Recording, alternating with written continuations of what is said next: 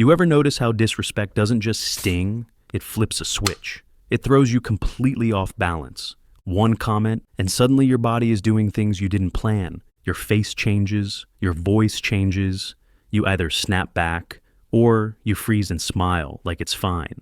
And then later, hours later, you think of the perfect response. Here's what calm people understand. They don't have better comebacks. They have a better gap. A short reset, about 10 seconds, that stops disrespect from steering the moment. And once you learn it, you'll be able to respond in a way that protects your dignity, without yelling, without explaining, without losing yourself. In this video, I'm going to share the technique that personally worked for me and the people I shared it with. Let's walk through it. Why disrespect makes you react the wrong way.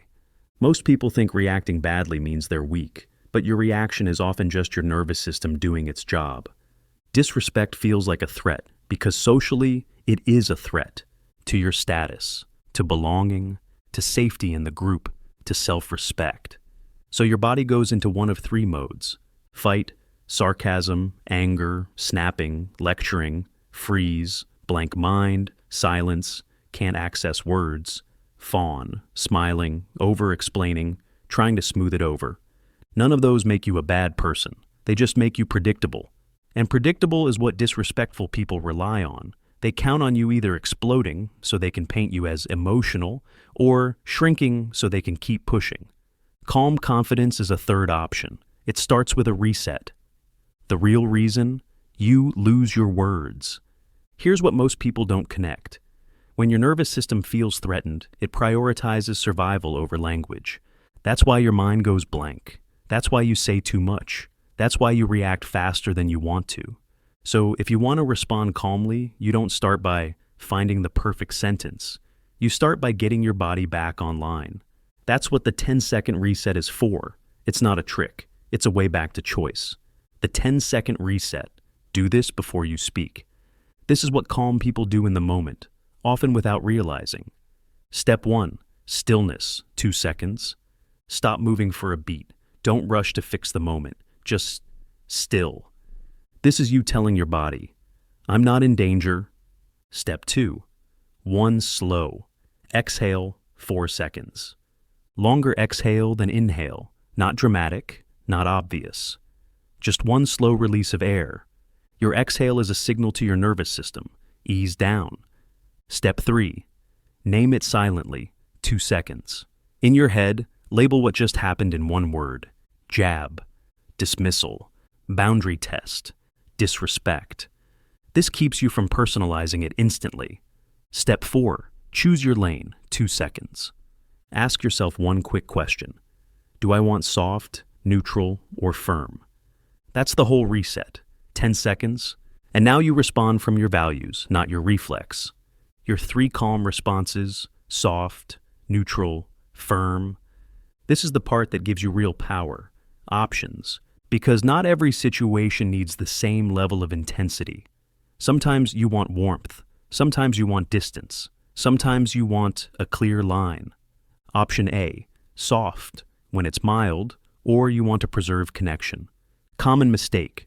You laugh it off or over-explain why it bothered you. Here's why it backfires. Because you teach people you'll absorb discomfort to keep peace. Here's what you could say. I know you might not mean it that way, but I don't like that.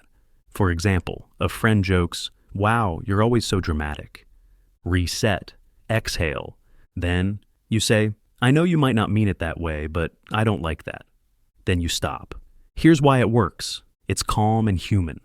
It gives them a chance to correct without you shrinking. Soft isn't weak. Soft is clear. Option B, neutral, when you want to end it without emotion. This is the don't reward it response. The common mistake. You defend yourself, explain your side, try to prove you're right. Here's why it backfires. Because disrespect often wants your energy. Debate is attention. Emotion is attention. You're rewarding the behavior. Here's what to say instead. Okay, or noted, or we're not doing that. For example, coworker. Sure, if you can handle it. Reset. Then you say, noted, and continue with what you were doing. Why it works. It removes the reward. It communicates, I'm not available for this game. Neutral responses are powerful because they don't escalate and they don't submit. Option C, firm, when it's repeated, public, or clearly disrespectful. The common mistake, either you explode or you stay silent and resent it later. Here's why it backfires. Exploding gives them a story about you. Silence teaches them it's safe to repeat it. What to say instead: don't speak to me like that. If you need a second line, and only if they push, if it continues, I'm ending this conversation. For example, someone interrupts and snaps, "No, that's stupid." Reset. Then you say, "Don't speak to me like that." Pause. If they smirk or continue, you say, "If it continues, I'm ending this conversation." Then, and this matters, you actually end it. Why it works? Because it sets a clear standard and a consequence without drama. It's not a lecture, it's a boundary. Firm is calm clarity. Let's make it practical with the situations you actually face. Here's the 3 places people lose respect and how to use the reset there. Example 1. When someone uses a tone that's meant to put you below them. Relax. You're overreacting. You're too sensitive. A neutral response would be, "Let's keep this respectful." A firm response, "Don't speak to me like that." Example 2. When someone embarrasses you in front of others. This is where people either freeze or explode. A firm response sounds like, "That was unnecessary," then silence, or "Not okay." You don't need a speech. Short and calm lands hardest in public situations. Example 3. When someone makes a joke that isn't a joke. Your reset protects you from the fawn response, smiling to survive. Soft response, "I don't like jokes like that." Firm response, "Don't joke about me like that." Then stop talking. Silence after a boundary is what makes it real. The deeper truth, calm people aren't unbothered, they're practiced. Calm confidence isn't pretending nothing affects you. It's not numbness. It's not being above it. It's the ability to feel the hit and still choose your response. That's why the reset works so well. It doesn't deny emotion. It just stops emotion from driving. Because once you pause, you send a new signal. You don't get to set the tone inside me. And that's when disrespect loses its leverage. Here's some quick troubleshooting. But if I pause, won't I look weak? No, a pause looks like control. Rushing looks like you got hooked.